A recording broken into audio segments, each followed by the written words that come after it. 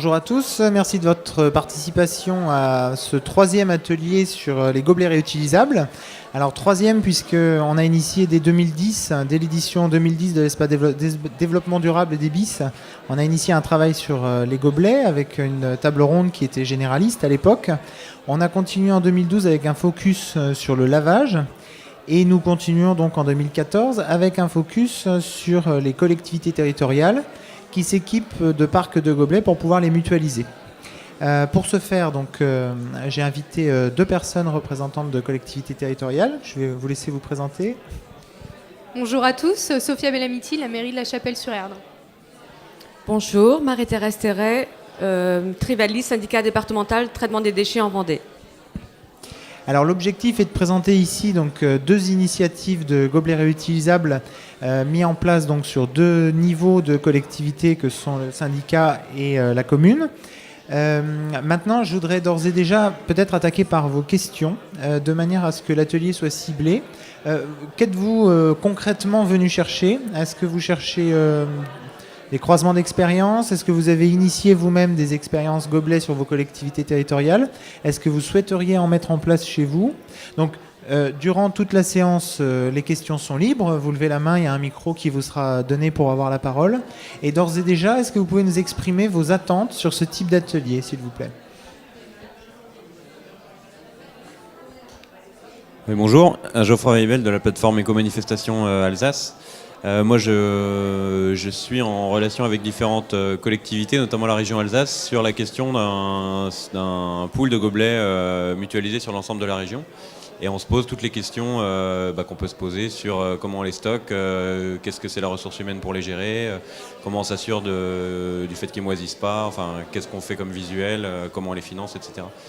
Et du coup, c'était plutôt mes questions, c'est vraiment très pratique, c'est-à-dire quels sont les immanquables, les points forts auxquels il faut veiller pour que l'expérience soit réussie, sachant que sur la région, on a déjà quelques petits stocks de gobelets, de 15 000 gobelets par-ci, 15 000 gobelets par-là, qui sont plus ou moins bien gérés, plus ou moins empoussiérés, et du coup, j'aurais aimé simplement avoir un retour du terrain, voir comment il faut faire pour que ça fonctionne, quoi. Ok, donc retour de terrain. Et donc là, votre volonté serait à échelle régionale, c'est ça, hein, au niveau du parc? À terme, avec la région Alsace, ce serait l'idée d'avoir un parc régional de gobelets. Ok. D'autres volontés, questionnements, attentes dans la salle, s'il vous plaît? Oui, bonjour, Bertrand Singer de la ville de Lille. Moi, je suis venu pour avoir un retour d'expérience, évidemment. Et aussi peut-être relater aussi notre expérience, puisqu'on s'est doté aussi de gobelets à la ville de Lille. Et se pose surtout des questions aussi juridiques, ne serait-ce que par l'encaissement des consignes des gobelets non retournés. Il reste de l'argent et je ne peux pas l'encaisser. Voilà, ce qui est normal, mais il y a d'autres questions. Très bien, d'autres... Ok, alors on va attaquer peut-être... tout simplement avec une petite présentation historique. Depuis combien de temps vous avez mis en place vos dispositifs, peut-être? Alors, sur la ville de La Chapelle-sur-Erdre, globalement, on a mis en place le dispositif depuis 2011. Donc, on l'a fait en deux temps. Un premier temps, un achat d'un lot assez conséquent de gobelets, pour la taille de la commune. Et puis ensuite, on a diversifié notre famille de gobelets. On a acheté des plus petits gobelets, puis des pichets. Okay. Vous concernant? Donc, concernant la Vendée, c'est un dispositif qui existe depuis 2010. Donc, la distribution, la mise en circulation se fait sur l'ensemble du département auprès des organisateurs de rassemblements. La collectivité n'a jamais été propriétaire de ces gobelets jusqu'à aujourd'hui, janvier 2014. On a utilisé un prestataire qui est resté propriétaire des gobelets, qui les a mis en circulation pour notre compte. Okay. Alors, en termes de principe de fonctionnement, vous avez deux fonctionnements différents. Vous pouvez nous les présenter pour essayer d'être en phase avec les attentes. Comment ça fonctionne concrètement? Alors, pour la commune de La Chapelle-sur-Erdre, en fait, étant donné que cette action s'inscrit dans le cadre de l'agenda 21, on souhaitait aussi faire appel à une association d'insertion. Donc, on fait appel à une ESAT. Donc cette association qui est Solidarité Emploi est en charge de faire travailler des personnes dans le cadre de l'insertion professionnelle. Et donc nous avons acheté les gobelets les gobelets sont mis à disposition de l'association et c'est l'association qui gère la logistique, c'est-à-dire la mise à disposition des gobelets, la mise en place des gobelets pour les événements municipaux uniquement, et pour les événements associatifs, c'est l'association qui gère. Et puis elle se charge du comptage du gobelet au moment des retours de gobelets, du nettoyage, du séchage et de la remise du reconditionnement des mallettes de gobelets. Alors concrètement, comment ça se passe ? Donc nous en interne, on a un service logistique qui traite l'ensemble des demandes d'intervention logistique. Donc quand il y a une association ou un service qui souhaite faire un événement, soit une réunion ou une manifestation festive, on remplit une fiche de demande d'intervention qu'on transmet à la logistique. La logistique a une sorte de fiche navette qui permet de faire le lien entre son service et l'association Solidarité Emploi. Cette fiche navette permet de faire le point sur le nombre de gobelets empruntés, l'emprunteur et la restitution. Je fais tourner la fiche navette oui, en question. D'ailleurs, vous pouvez regarder la fiche navette, comment elle est construite. Et cette fiche navette permet aussi de faire une sorte d'état des lieux du stock au moment du retour des gobelets et de voir s'il manque des gobelets au moment du retour des gobelets. Donc en termes de nettoyage, l'association Solidarité Emploi utilise un lave-vaisselle pour le nettoyage des gobelets. Généralement, il n'y a pas trop de soucis en termes de nettoyage. On n'a pas eu de retour en ce sens. Mais c'est vrai que s'il n'y avait pas suffisamment de turnover et de réutilisation du gobelet et de son nettoyage, je pense qu'on pourrait avoir éventuellement des petits soucis avec une sorte d'encrassement du gobelet. Globalement, c'est à peu près tout. On a mis en place un règlement intérieur qui doit être présenté à l'association qui est emprunteuse. Ce règlement intérieur n'impose pas la mise en place de caution pour les gobelets. Et donc on se confronte à des difficultés concernant le recouvrement des pertes de gobelets qui sont inférieures à 5 gobelets. En fait, quand on constate qu'il y a un trou de 1 à 5 gobelets, on ne peut pas faire de demande de recouvrement ou de facture à l'association qui a généré cette perte parce que le Trésor public ne nous permet pas de faire une facture inférieure à 5 €. Donc voilà, on est face à ce constat et on est en train de réfléchir à des perspectives d'amélioration du dispositif. Okay. Et alors, pour rebondir sur la question de monsieur sur la refacturation, c'est-à-dire qu'au-delà de 5 €, vous êtes en droit de facturer des gobelets manquants. Voilà, exactement. En fait, on fait une sorte de petit rapport de mémoire qui est envoyé au président de l'association et qui l'invite justement à recouvrir la perte des gobelets au-delà de 5 €. En dessous de ce seuil de 5 €, c'est la collectivité qui est justement en perte.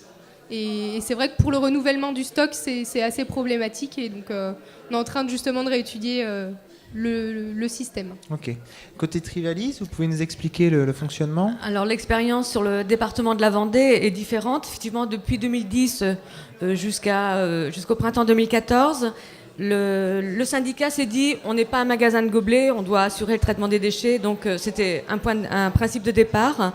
Donc le prestataire a assuré la logistique, la livraison, le comptage, la récupération des gobelets, le lavage, le stockage, et a assuré aussi le paiement, enfin a réclamé la facture des gobelets manquants quand il constatait qu'ils étaient manquants. Donc le syndicat, la collectivité n'a aucun rapport sur l'aspect financier, puisque c'est le prestataire qui assure la facturation des gobelets manquants. De toute façon, c'est le prestataire qui est propriétaire, donc il n'y a pas de raison que le syndicat le fasse. Donc c'est un principe qui s'assoyait sur une convention tripartite. Notre prestataire, le syndicat et l'organisateur étaient signataires de cette convention de partenariat. Dans cette convention, les organisateurs s'obligeaient à mettre en place la consigne, qui est une condition minimum pour tenter de récupérer un maximum de gobelets. Puisque le gobelet est réutilisable, il ne l'est que s'il revient, dans la mesure du possible. Comment on fait vivre ce dispositif? C'est une volonté des élus de mettre en place du gobelet? Alors c'était une demande terrain, les organisateurs vous demandent comment ça fonctionne? Comment ça roule et ça ne reste pas dans les cartons? Alors l'idée de départ, moi déjà je peux souligner que c'est l'idée d'un élu. En 2010, sur sa commune, un festival de musique qui utilisait le gobelet réutilisable. Il a souhaité qu'on décline cette offre de service, on pourrait dire, à l'ensemble du département, à l'ensemble des organisateurs de rassemblements. Et ça fonctionne de façon très intéressante. Globalement, c'est plus de 100 000 gobelets qui circulent sur une année. C'est bientôt 100 organisateurs qui sont en contact avec nous pour le sujet des gobelets. En moyenne, par événement, c'est peut-être intéressant en termes d'expérience, c'est 1600 gobelets en moyenne pour les événements. C'est 15% de gobelets personnalisés et c'est 15% de gobelets manquants. Voilà l'expérience que l'on a après ces différentes années. Donc les organisateurs savent désormais qu'ils peuvent bénéficier de gobelets. Ils s'adressent aux syndicats. Évidemment, nous avons fait une promotion via le site internet, via notre magazine d'information. Le bouche à oreille fonctionne à tel point, et l'intérêt du gobelet fonctionne, puisque sur les 70 organisateurs ou 80 organisateurs 2013, la moitié était déjà venue nous solliciter en 2012. Et pour votre partie, donc vous expliquez qu'il n'y en avait pas de gobelet qui restait trop longtemps dans les cartons. Le système fonctionne régulièrement. Oui, effectivement. Donc déjà, ce qui se passe, c'est que pour chaque réunion organisée par la mairie, on sollicite l'association Solidarité Emploi pour la mise en place, en partenariat avec notre service logistique, pour la mise en place de ces gobelets. Donc pour toutes les manifestations organisées par la mairie, on utilise les gobelets Agenda 21, qui sont estampillés Agenda 21 comme vous pouvez le voir sur ce gobelet. Concernant les associations, donc en fait, à la base, étant donné que cette action s'inscrit dans l'Agenda 21 Chapelain, ce dispositif sur les gobelets réutilisables a été intégré dans une réflexion sur l'éco-manifestation. Comment on peut mettre en place des éco-manifestations sur le territoire chapelain. Il y a une réflexion également qui est menée à l'échelle de Nantes Métropole, donc la communauté urbaine de Nantes, sur les éco-manifestations, et l'aspect gobelet, vaisselle réutilisable s'inscrit dans cette démarche-là. Et donc les associations ont été demandeuses, et là on est vraiment un peu dans le même système. Le bouche à oreille fonctionne très bien. Nous, on n'a pas fait vraiment de promotion. C'est vrai que les associations sont déjà très, très proches de la vie municipale. Et c'est vrai qu'elles sont tout de suite venues vers nous pour nous demander l'emprunt de ces gobelets. Et donc le point d'entrée, il est logistique événementielle ou il est réduction des déchets Alors, on va dire qu'il est double. C'est vrai que le prisme Agenda 21 développement durable a permis de bien traduire la volonté politique en matière de prise de responsabilité des organisateurs de manifestations, donc que ce soit municipal ou associatif. On est dans une logique de réduction des déchets parce qu'on souhaite que sur le territoire chapelain, on ait une réduction des déchets significative dans le cadre du respect des engagements du Grenelle. Mais on est aussi sur un aspect logistique parce qu'on souhaite aussi que cette mise en commun de vaisselle profite à tous, donc que ce soit pour les services municipaux mais aussi pour la vie associative. Il y avait un retour d'expérience aussi, monsieur, concernant... vous pouvez nous en faire part ? Oui, en fait, il y a quelques similitudes donc avec vous, puisque en fait, on a mis en place ce dispositif avec un ESAT aussi. C'est la mairie de Lille, hein, c'est ça ? Moi, c'est la mairie de Lille, voilà, tout à fait, ouais, service culture. Et donc, à part quelques petites différences, c'est qu'on leur a mis à disposition un certain nombre de gobelets qui sont totalement autonomes au niveau de l'entretien, du lavage, du comptage, etc. Mais par contre, la prestation est payante, dans le sens où c'est 8 centimes d'euros le gobelet. Et ensuite, après, les gobelets manquants sont aussi facturés directement à l'ESAT. Voilà. Donc, il y a un côté évidemment aussi social. La mairie de Lille n'a plus rien à voir avec cette gestion aussi des déchets. Elle permet aussi aux services de la ville et aux associations de pouvoir bénéficier de ce service. Voilà. Vous vous précisiez que c'était la prestation de l'ESAT qui était payante, c'est bien ça? Oui, C'est tout à fait. sur Oui, les oui, 8 centimes oui, tout d'euros. à fait. Oui. Alors, j'ai peut-être omis de le préciser, mais effectivement, nous, on a à charge de payer l'ESAT pour l'entretien, enfin pour le nettoyage des gobelets. Donc ça se rajoute à la perte nette des gobelets. Mais effectivement, c'est un fonctionnement qui est quand même assez solidaire, donc on fait travailler aussi une association solidaire. Ok. Alors on a une question ici. Alors c'est pas vraiment une question, je suis un peu arrivé en cours, donc je suis Thomas Gilbert de l'association Élémentaire. On fait partie du réseau d'accompagnement des manifestations responsables. On est une association qui existe depuis 2008 sur le territoire de Midi-Pyrénées et c'est une association qui s'est créée au départ sur de la mutualisation de matériel réutilisable. Et donc on prête à peu près 350 000 gobelets sur la région Midi-Pyrénées par an. Et on travaille également avec un ESAT pour le lavage en grande partie. Et on facture le lavage puisqu'on estime que de toute façon c'est un frais incompressible et que c'est à la charge de l'organisateur de le prendre en charge. Donc c'est facturé en général 5 centimes par gobelet et on facture 1 € par gobelet non rendu. Voilà, c'était juste pour un petit retour d'expérience sur ce qui se passe en Midi-Pyrénées. Donc la facturation du lavage permet d'être neutre sur le lavage et la facturation des gobelets manquants d'encaisser les frais, d'apaiser les frais de dispositif liés à vos prêts. Okay. Voilà, le prêt est gratuit et après on finance l'activité de l'association puisqu'on est aujourd'hui 4 salariés et moi je suis à temps plein sur de l'accompagnement des événements. D'accord. On a un responsable logistique et une secrétaire qui fait l'accueil des adhérents, etc. Mais ça implique énormément de logistique. Et donc c'est un travail de tous les jours. Et on a environ 350 adhérents sur Midi-Pyrénées et on a 20 partenaires relais qui relaient le prêt de gobelets sur le territoire de Midi-Pyrénées, qui est assez large. Ok. D'autres questions, retour d'expérience ou on a ici.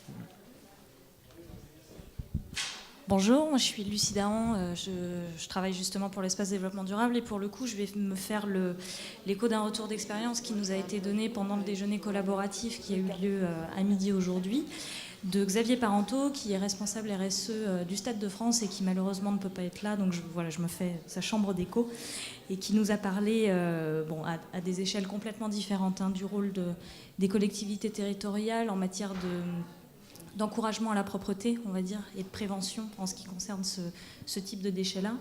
Et il expliquait justement que lui, il estime que les collectivités ont un rôle à jouer dans cette prévention et qu'elles ont, contrairement aux autres acteurs et parties prenantes du spectacle et de l'événementiel, une arme que les autres n'ont pas, c'est l'arrêté municipal. On n'est pas arrivé à avoir la confirmation, mais il semblerait que Bayonne, dans le cadre de sa feria, bien connue aussi notamment pour ses 385 bars, aurait pris sur les années précédentes un arrêté municipal interdisant la vaisselle réutilisable dans le cadre de cet événement. Et donc, sur ce retour d'expérience qui leur a été fourni par EcoCup, qui est le partenaire du Stade de France sur la gestion des gobelets. En fait, ils ont inspiré le Stade de France, qui du coup est en train d'encourager fortement le territoire de la Seine-Saint-Denis à appliquer ce même arsenal pour ce qui concerne les 150 points de restauration, sédentaires et forains, qui sont autour du stade. Donc peut-être que vous pourriez nous dire ce que ça vous inspire en termes de pouvoir que peut effectivement prendre une collectivité sur cette vaisselle, si ça vous paraît opérationnel, et aussi, si oui, à quelle échelle d'événement. Oui, les échelles sont effectivement différentes entre. Alors, il y a des événements où l'arme n'est pas forcément nécessaire. Si l'événement est fermé, s'il y a un contrôle d'accès, c'est vrai que le modèle économique du gobelet peut s'imposer comme tel et ne pas avoir à être imposé. Et à l'inverse, dès qu'on va être sur de la rue, des espaces ouverts, il est plus délicat de faire appliquer un système gobelet. Dans les utilisateurs qui sont les vôtres, enfin les utilisateurs de vos services, on a quelle palette d'utilisateurs ? C'est du lieu cloisonné, du festival, c'est du sport ? De quoi ça se compose ? Alors sur notre commune, en fait, on a des festivals de plein air et des réunions plutôt à huis clos, on va dire, ouais. Plutôt en salle municipale. Donc c'est assez varié, mais c'est vrai que les événements qui sollicitent le plus de gobelets, on va dire, sont les événements de plein air. Et c'est vrai que généralement, la municipalité est en partenariat avec l'association organisatrice. Et généralement, on n'a pas besoin de passer par l'arrêté pour que ce soit mis en place. On a globalement un très bon contact avec l'ensemble de la vie associative de la commune. Et c'est vrai que cette initiative de gobelets réutilisables est tout à fait intégrée.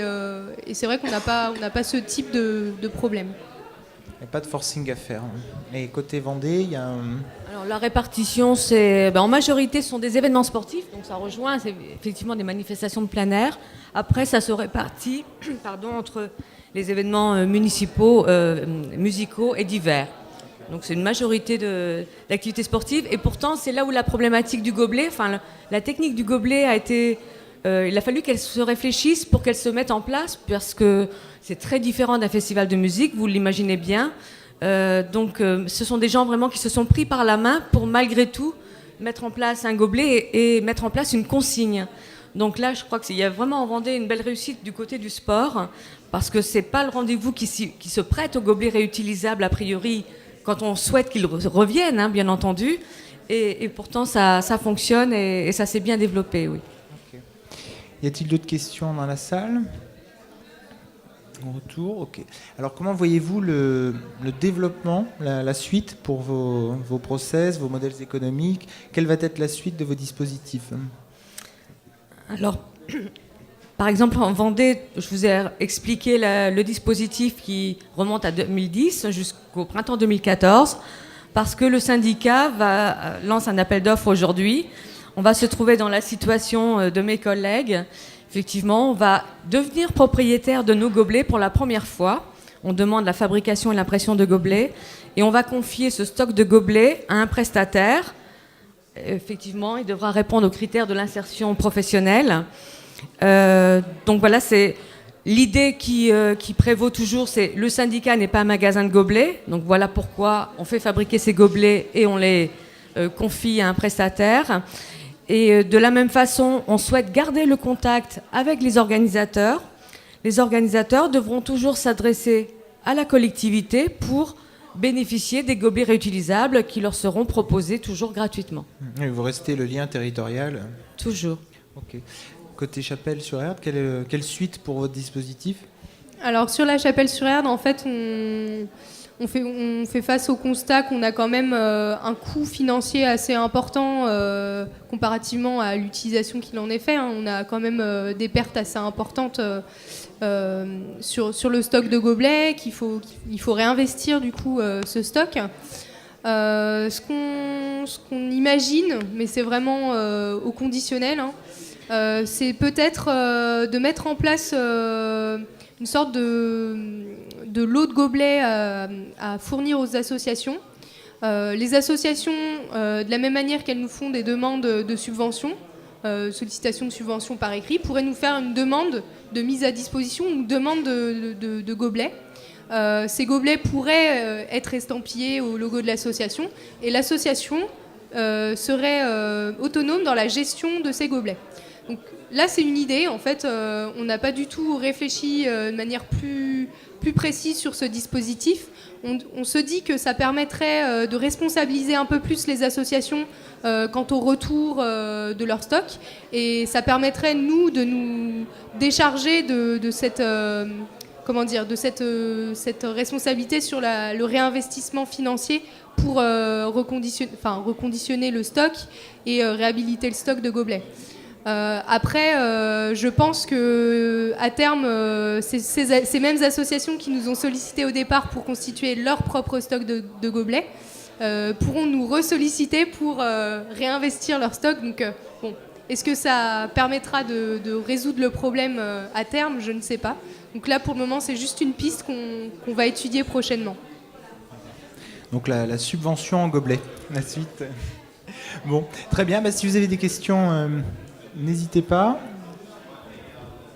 Du coup, c'est de quel ordre le pourcentage de perte à peu près sur un événement pour vos gobelets ? Parce que nous, on s'est posé la question justement du visuel qu'on allait mettre dessus et de savoir si on essayait peut-être de le rendre le plus moche possible pour essayer de le garder au maximum, ces gobelets, et éviter l'érosion. Et du coup, j'aurais aimé savoir, parce que nous, on a calculé à peu près qu'on a une érosion de 10%, entre 10 et 20% du stock qu'on peut prêter à chaque fois. Et du coup, j'aurais aimé savoir sur un gobelet un peu plus standard que le nôtre, avec écrit simplement Agenda 21, est-ce qu'on retrouve les mêmes chiffres ou, du coup Globalement, on n'a pas un pourcentage, on n'a pas fait ce calcul-là, mais on est sur des petites pertes. Et puis on a aussi des petits lots, hein. Nous, les mallettes font 240 gobelets, on peut en avoir jusqu'à 10 mallettes, hein. Donc voilà, c'est pas non plus des gros volumes. Ce qu'on constate, c'est que globalement, quand ce sont des utilisateurs qui découvrent le gobelet, ils sont plus tentés de le garder. Quand ils l'ont déjà vu ou quand ils savent que ça appartient vraiment à la municipalité, là ils se disent bon, on va peut-être le laisser, c'est fait pour être réutilisé pour un prochain événement. Sur les plus grosses manifestations, on a été jusqu'à 240 gobelets, donc une mallette entière qui a disparu. Donc c'est assez variable en fait en fonction du type d'événement, et on a plus de pertes sur les événements de plein air. L'expérience, donc j'ai cité une moyenne de 15%. Dans le dispositif qui existe encore aujourd'hui et qui va se terminer, il y avait l'offre gobelet générique. Alors, il n'était pas très moche, hein, il n'est pas très moche, le gobelet Trivalis, il est vert, évidemment. Et puis, il y avait une possibilité pour les organisateurs de bénéficier d'un gobelet personnalisé, avec un coût d'impression favorable, enfin plutôt avantageux du fait du partenariat avec le syndicat. Les gobelets manquants, bien sûr, c'est notamment sur le gobelet personnalisé. C'est souvent un objet collector, en fait, hein. Donc, voilà, c'est ce qui explique peut-être seulement 15%. C'est pas... on peut voir le chiffre comme important ou pas. Ça dépend quel usage seront faits de ces 15%. Si c'est le collector poussière, ça peut être dommageable. Si c'est le collector qui va permettre un réusage, un réemploi tout au long de l'année, vous devenez ainsi diffuseur d'outils de développement durable, donc c'est pertinent. Il est probable que les 15% perdus ne sont pas perdus pour tout le monde. Ce sont des gobelets réutilisés en verre à dents ou pour le pique-nique. Voilà. Vraiment, ce gobelet est intelligent dans le sens où les gens n'ont jamais eu envie de le jeter. C'est un plastique solide. Et du coup, on ne l'a jamais retrouvé sur le sol, à la différence du gobelet plastique jetable. Dans tous les cas, il n'est jamais perdu. Très bien, merci beaucoup. Je vous invite à continuer avec nos intervenants après la clôture. Et donc, vous pouvez retrouver l'ensemble de ces vidéos, cet atelier et les autres sur le site des BIS, www.bis2014.com. Merci de votre participation.